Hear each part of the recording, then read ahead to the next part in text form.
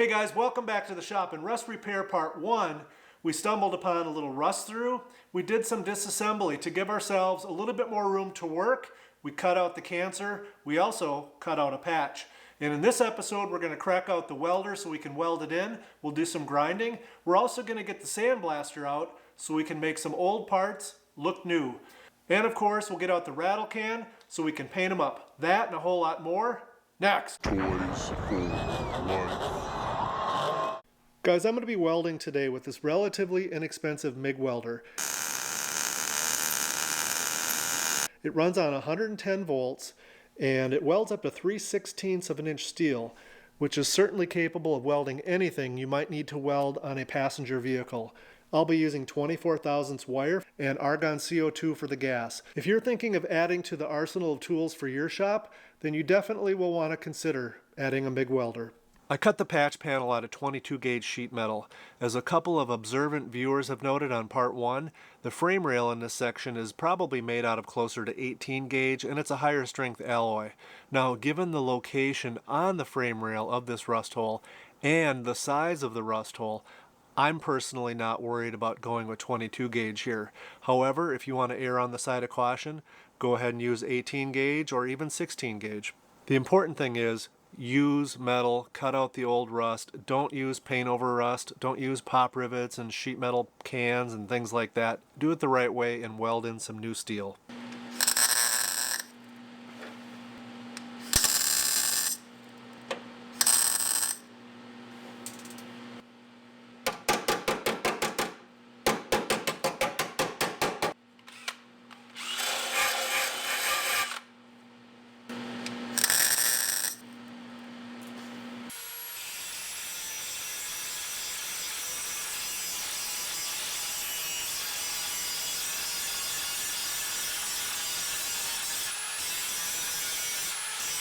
Alright, now the patch to the frame rail itself is complete, so I went ahead and I moved on and I made the patch from the strut tower to the middle part of the frame rail. And as you can see, I've got a little more rust through here to deal with, and I went ahead and made that patch as well. And so we're pretty much at the final step. You'll notice there's a ton of essentially little spot welds, and that's sufficient. We'll put a couple coats of primer and paint on here, and when it's done, it'll be hidden by the inner wheel liner. Now that we're done with the metal work, I always like to sweep up and take a look at the debris and junk that I've liberated the car from. Very satisfying. Next, before we do any priming or painting, we're going to clean all of the metal with wax and grease remover because, as you know, paint will not stick to dirty metal. Now we'll go ahead and apply a coat of primer, which promotes adhesion and adds additional rust protection. And we'll follow that up with a couple of coats, in this case, of just regular black enamel paint. You know, since we have the Fiero this far apart, you know we're going to go down the rabbit hole. I'm not really sure how old these struts are, but since I've got the whole assembly out, I might as well pop the spring off and check the strut, make sure it still has pressure and seems to be working well. This is just a decent spring compressor you can get online, or I got these at, I think, Sears probably 5-10 years ago.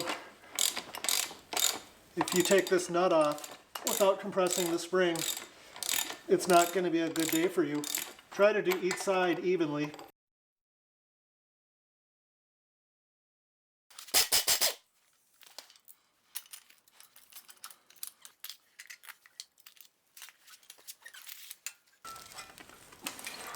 I'd say these are shot, which is exactly why we picked up these KYB XLG struts. Ah, happiness is a strut with a proper charge. But now that these struts look so good, we've got another problem. The knuckle and the dust shield look like crap. And I'm not gonna lie, after 37 years of being married, the wheel bearing assembly and the knuckle, let's just say they didn't want to get a divorce. Alright, the first thing you got to do to kind of prep this thing for cleaning is degrease it. If there's chunks of grease from ball joints and whatnot on it, you want to get most of that grease off, if not all of it. Then I hit it with a wire brush on a drill to knock off the big chunks.